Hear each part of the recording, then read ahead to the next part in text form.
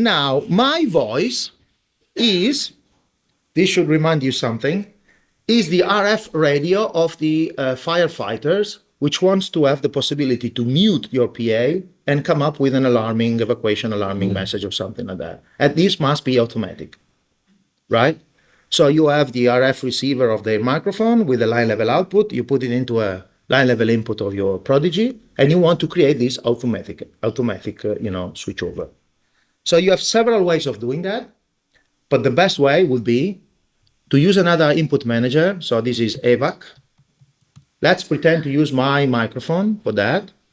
And I'm not going to use the input manager as a redundant switchover between main and input and output, but as a silence detection for each of the input manager. You can use it then in lock coherence mode or in silence detection. So I'm going to use the third one in silence detection. And when the signal coming from slot number 2 AAA is lower than 40 dB fs, is considered silent. If it's over 40 dB fs, is not considered silent.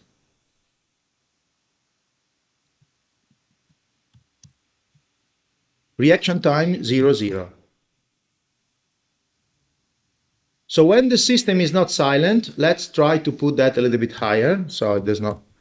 When I'm talking and I'm exceeding 50 dBFS, I want to mute anything else which is going towards the PA, and I just want to leave my voice going through the PA. Nothing else, right? So that's the first part, evac on. Let's call it evac on, okay? I could have done that with the pink noise, which probably would have been better, but it's okay, let's try with that.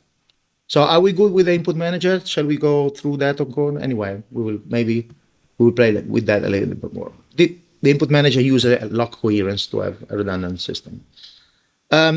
Now, my voice is already going through the PA system, right? So there's no need to mute it. Usually, the RF is always open towards the PA, but if it's silent, no, doesn't bother, doesn't harm. But if someone is talking, means that you have an emergency, evacuation alarming alert to broadcast. The thing is that I'm not having any automation which is preventing me to have the YouTube playing in this particular moment. I'm speaking over the YouTube, but that is not what you want. You want to have anything else muted. So what's the idea? The idea is to create a snapshot with any potential input, which is not my voice, is muted. So let's create the snapshot. The snapshot is a very powerful chapter for the PRODIGY.MP. We will simply touch few things.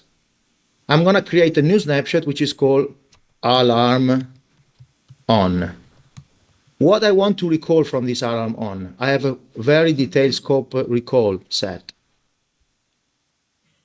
I don't want to change EQ, I don't want to change, I just want to recall the mute status of the groups, which are the ones which are preventing any other signal but my voice going through the PA system.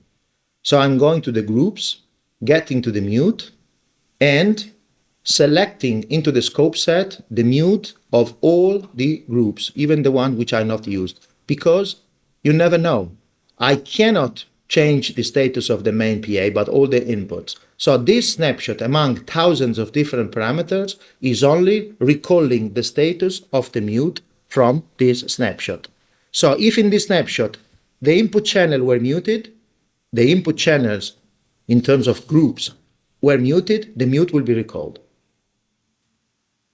So alarm on will simply mute anything else which is not my voice. Let's see if that is working. Let's extract the floating faders for the snapshot recall and put it here.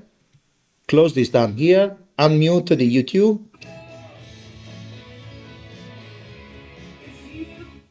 There you go. So the snapshot is doing the job.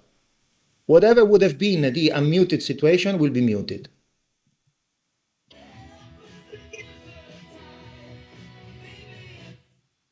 Okay?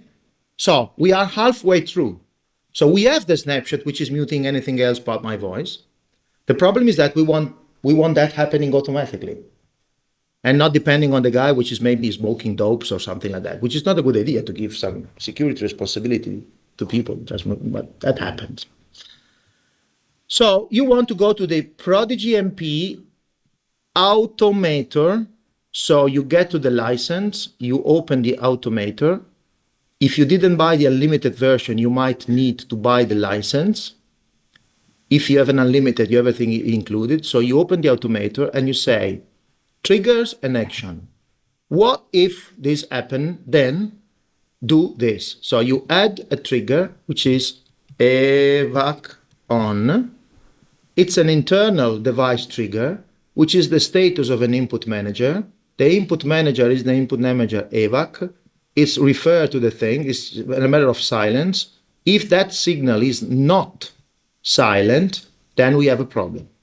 As long as it is silent, no problem. But if it becomes not silent, it means that you have an alarming. Therefore, you want to recall that snapshot, which is muting anything else but the alarming. So is PA mute but alarm. You can give it a name. The trigger is the evac on. The device section is recall a snapshot, not a random snapshot, but alarm on. Yes. Save. Restart the service. The service is running. Fine. Now, I'm muting I need to be silent because my voice is the trigger. So that's what I'm gonna do. I'm muting YouTube. Stay silent for a while. As soon as I speak, I want to have, YouTube muted. I need to decrease the threshold or increase the threshold. So let's go to the input manager. And in any case, already worked. So let's say minus 10.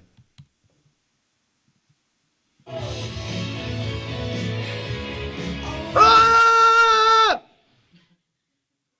Fire. It worked. It was minus 10, so I had to shout. It is working. So do I need the reverse snapshot? Well, after evacuation alarming, I want to take the decision. Maybe, okay, it's over. False alarm. Yeah. Ah! Not a false alarm. We better go get out of here. Okay? So, which are the triggers? Which are the actions? Think of LTC, MIDI commands, OSC, HTTP, TCP, whatever you want. And a single trigger can activate multiple. Absolutely. Not one-to-one. No, and a Boolean algebra can be calculated on several triggers, and or not, whatever. The good thing is that you use the software to program it, but it's a service which is running inside of the device, so it doesn't depend on the software. You can have Globcon turned off, and then it's going to be right there.